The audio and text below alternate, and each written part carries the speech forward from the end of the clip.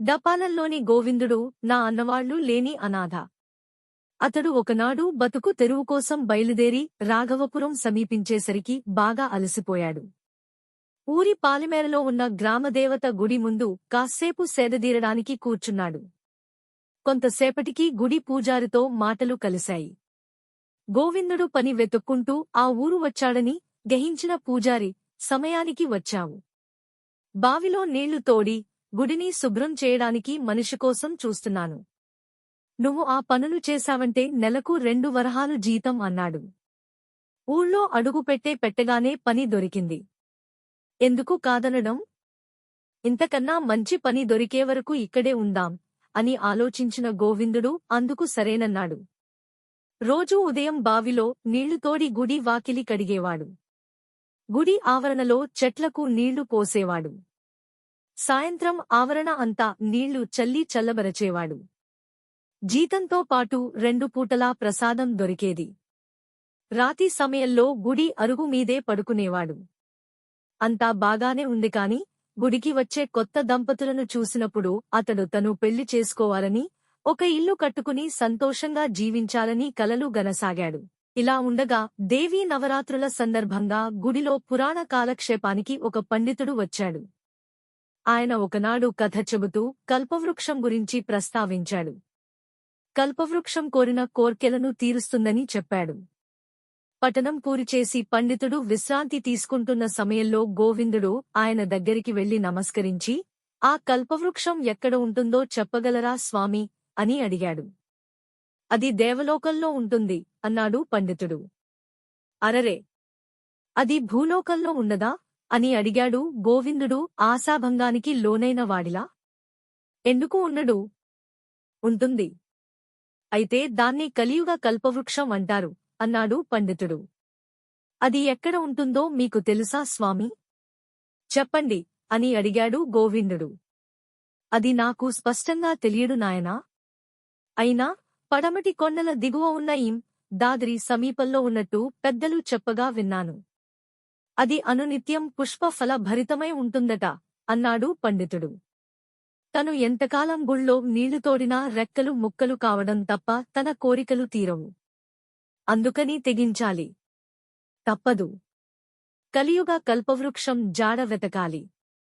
తన కోరికలు తీర్చుకోవాలని నిర్ణయించుకుని మరునాడు వేకువ జామున లేచి ఎవరికీ చెప్పా పెట్టాకుండా పడమటి కొండల కేసి బయలుదేరాడు. 5 రోజుల ప్రయాణం తర్వాత వాడు పడమటి కొండల దిగువ భాగానికి చేరాడు. అక్కడ ఒక చిన్న గుడిసె, దాని చుట్టూ సాగు చేయబడుతున్న మామిడి చెట్లు ఉన్నాయి. చెట్లకు పాదులు తీస్తూ ఒక రైతు, ఆ పాదుల్లో నీళ్లు పోస్తూ 2 ఆడవాళ్లు కనిపించారు. వాళ్లు చూడడానికి తల్లి కూతుళ్లులా ఉన్నారు. గోవిందుడు రైతు దగ్గరికి వెళ్లి, అయ్యా, నేను చాలా దూరం నుంచి వస్తున్నాను. పడమటి కొండల్లో కలియుగ కల్పవృక్షం ఉందని పురాణం పండితుడు చెప్పగా విని దాన్ని వెతుక్కుంటూ వచ్చాను. దాని జాడ నువ్వేమైనా చెప్పగలవా?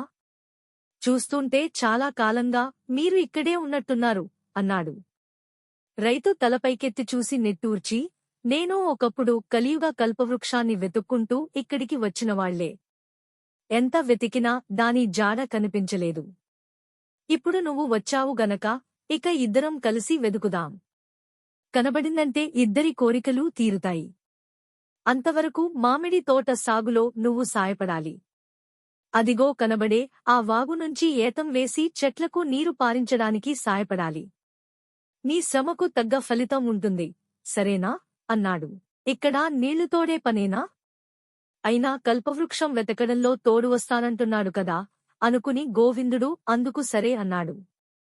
ఆ రోజు నుంచి రైతుతో కలిసి వాగునుంచి బొక్కెనతో ఏతం వేసి మామిడి చెట్లకు నీరు పారించడం, తీరిక సమయంలో అడవిలోకి వెళ్లి కలియుగ కల్పవృక్షాన్ని వెతకడం చేసేవాడు. ఇలా 2-3 గడిచిపోయాయిగాని కల్పవృక్షం జాడ కనిపించలేదు. గోవిందుడు రైతు కుటుంబంలో ఒకడుగా కలిసిపోయాడు. ఆ 7 మామిడి చెట్లు పూతపూసి తొలికాపు విరగకాశాయి. పళ్ళు తింటే చెప్పలేనంత తియ్యదనం. ఒకనాడు పళ్ల వ్యాపారి ఒకడు సేవకుడితో కలిసి రాజధానికి వెళుతూ మామిడి తోట వద్ద కాస్సేపు విశ్రాంతికని ఆగాడు. రైతు అతడికి తినడానికి 2 మామిడి పళ్ళిచ్చాడు. ఆ పళ్ల రుచి చూసిన వ్యాపారి, ఈ కాపంతా నాకిచ్చేయ్. నువ్వడిగినంత డబ్బు ఇస్తాను. వీటిని రాజుగారి అంతఃపురానికి పంపిణీ చేసి నేను కొంత లాభం గడిస్తాను అన్నాడు. రైతు తన కష్టానికి తగ్గ ఫలితం లభించిందని సంతోషించి అలాగేనన్నాడు. వర్తకుడు రైతు అడిగిన ధనం ఇచ్చి 2-3 రోజుల్లో బండ్లతో వచ్చి పళ్లను దించుకుపోగలనని చెప్పి వెళ్లాడు. తన కష్టానికి రెండింతలు ఫలితం లభించేసరికి రైతుకు చాలా ఆనందం కలిగింది. ఆయన పక్కనే నిలబడ్డ గోవిందుడితో, ఈ ఫలితంలో నీకు భాగం ఉన్నది అంటూ కొంత డబ్బును గోవిందుడి చేతిలో పెట్టాడు. గోవిందుడు సంతోషపడకుండా, ఈ డబ్బుతో నా కోరికలు తీరత్రా, కల్పవృక్షు జాడను ఇంతవరకు నువ్వు చూపలేకపోయావు అన్నాడు నిష్ఠూరంగా. కల్పవృక్షం జాడ నీకిప్పుడే కనబడింది. అయితే నువ్వే దాన్ని గమనించలేదు అన్నాడు రైతు. కల్పవృక్షమా? ఎక్కడా అని అడిగాడు గోవిందుడు ఆతృతగా.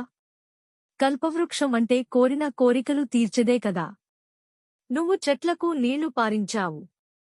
అవి నీకు డబ్బిచ్చాయి. ఈ డబ్బుతోనే నీ కోరికలన్నీ తీరకపోవచ్చు. అయితే ఇలాగే కష్టపడ్డావంటే క్రమంగా నీ కోరికలన్నీ నెరవేరుతాయి. అప్పుడు ఇవి కల్పవృక్షాలే కదా. వాటిని మనం ప్రేమగా పెంచుకుంటే అవి మన కోరికలన్నిటినీ తీరుస్తాయి అన్నాడు రైతు. అయితే నువ్వు కల్పవృక్షం కోసమే ఇక్కడికి వచ్చాననడం, నాకు దాని జాడ చూపిస్తానడం అంతా అబద్ధమన్న మాట అన్నాడు గోవిందుడు. అవును.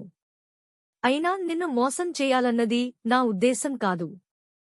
నేను నీలాగే వయసులో కష్టపడకుండా పైకి రావాలని గాలిమేడలు కట్టి, తెలియని వ్యాపారాలెన్నో చేసి, తండ్రి ఇచ్చిన ఆస్తిపాస్తులను కరగదీశాను. అంతా అయిపోయాక గాని నిజం తెలిసిరాలేదు. ఆ తర్వాత కాయల్గన్ని నమ్ముకున్నాను.